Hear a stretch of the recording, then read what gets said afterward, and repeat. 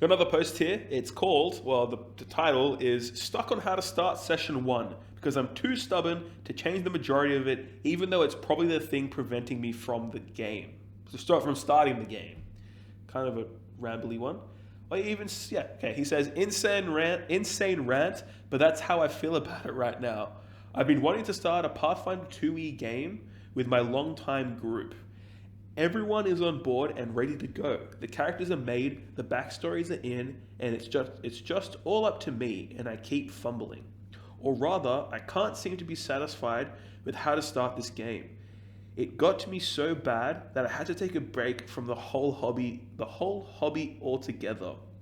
That's how stuck I was. I thought that it might be just burnout or that I just need to take a break from everything because I couldn't start this game, nor could I enjoy myself as a player. But that's its own thing entirely. But I want to get back into the hobby and into my game. It keeps calling back to me no matter how many times I go back to it. I just can't get session 1 right. But at the same time, I love the premise of it so much that I can't scrap the whole thing. Here's what I've been working with, and I'm going to try to explain this as plainly and as simply as possible, but I know it's going to take a bit. This game takes place in my own world, by the way. Okay.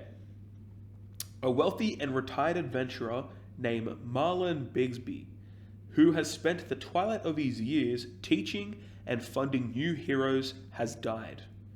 The party has all been invited to his funeral as they are part of his will, even though they barely have any relation with him.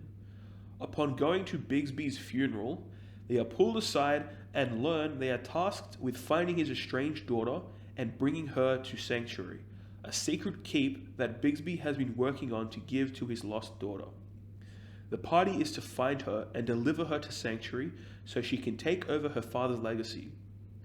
The party can then get a foot in the door of what is likely to be a very lucrative career in this new guild of adventurers. But if that doesn't satisfy them, there is another catch. Bigsby's right-hand man, the one telling the party all of this, Declan, has information regarding the whereabouts of lost family members of all the party. 2 people are missing, mums and daughters, and 2 are orphaned. Very confusing sentence. If they are trying to take Sanctuary for themselves, or if something happens to the daughter, this information will be lost to them, and some of the party have been struggling for a while to find if... Okay, so basically the DM's blackmailing them with information about their lost family members in case they do anything that he doesn't like. Well, Declan is, and definitely not the DM. This guy Declan has decent credibility since all the party were all found by him, and most of them are nobodies, so it doesn't seem Declan that he has connections. Oh, so it does seem that he has connections. I can't read. The party, this is too much context. The party agrees. They get to know whereabouts and file back into... What the fuck? Okay. They get the last known whereabouts and file back into the funeral procession, even though it's practically over at this point. As they are leaving, terror strikes. A massive crack in the sky opens up, and eldritch abominations come pouring out of this void. What? While some of the guests warp and change into abominations as well, revealing this whole time that there's some kind of skin changer. This is taking a wild turn. The manor is literally torn apart by the growing negative void in the sky, and monsters slaughter the guests. Thankfully, the procession was quite large and filled with adventurers. That'll do it. The party has to fight their way out of the manor and back to the city for safety.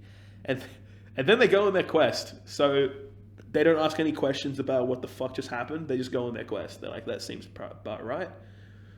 The last part seems pretty random, and it is, but it will have implications down the line. Declan will also say that the daughter has taken up quests and other adventures in her own time. She may have made enemies along the way, but of course, nothing as massive as this. Really, that beginning encounter is just to kickstart the game with an exciting and terrifying fight. But yeah, that's what's got me so stumped. Hopefully the idea sounds good. I love it. It's just actually doing it is the hard part. There are so many parts that I feel like a drag They feel like a drag, like Declan explaining for so long about the daughter and Sanctuary and this and that. And then there's the invasion itself and figuring out how the encounter will go. And even then, I'm even questioning if I should have such a big encounter to start off with because it might be too exciting and will dwarf everything that happens later. When they go back to fighting mundane creatures and the like, it's just one hiccup after another, and I want to just start all over and just go from the ground up, but I can't for myself to do that because of the love of this whole setup, and it works so perfectly with the party. Does anyone have any idea of what I can do? This is a big one. Look, I would say you are overthinking it way too much, first of all. All you need to do in the first session is what you're doing here, but scale it down.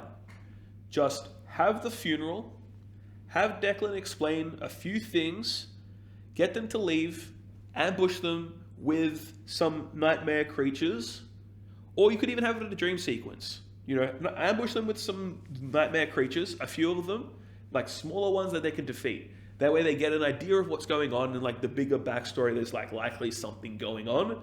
Or you could have it like a weird, like start of season 1, like dream sequence where like a character knows things, but you know, it's not really explained and it's frustrating to everyone kind of thing. You know what I mean? But yeah, like you are overthinking it way too much. I think the main problem, the other thing you bring up is like the exposition problem with Declan. You do not need to explain as much as you explain in this post. What you need to explain is like 3 things.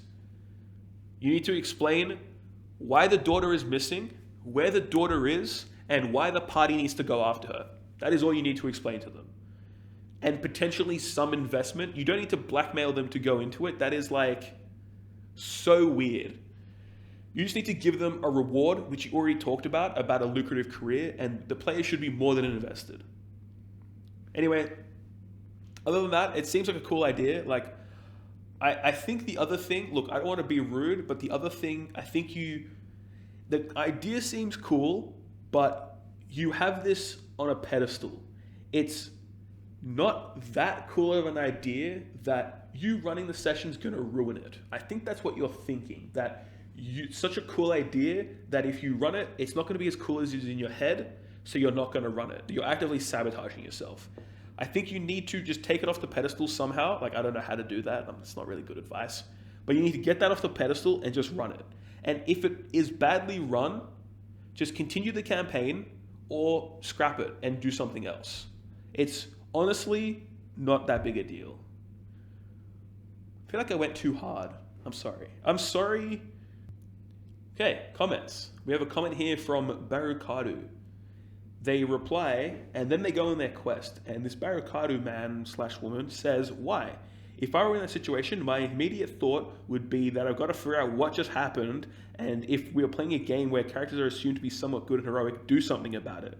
This current crisis surely takes priority over going on our dead friend's estranged daughter. She'll still be around later, probably. Big Quacker responds and says, you make a good point for sure. So let me elaborate because I brushed over... It's hard to imagine you brushed over everything because it's a giant fucking essay, but let's see. Mainly that there is much more than just one attack and they just leave. They get to help stop whatever is going on and then learn a fair bit about what happened. But even then, there is only so much they can do, and even then, they're going to want to go back to their quest because they all have very dire information that they would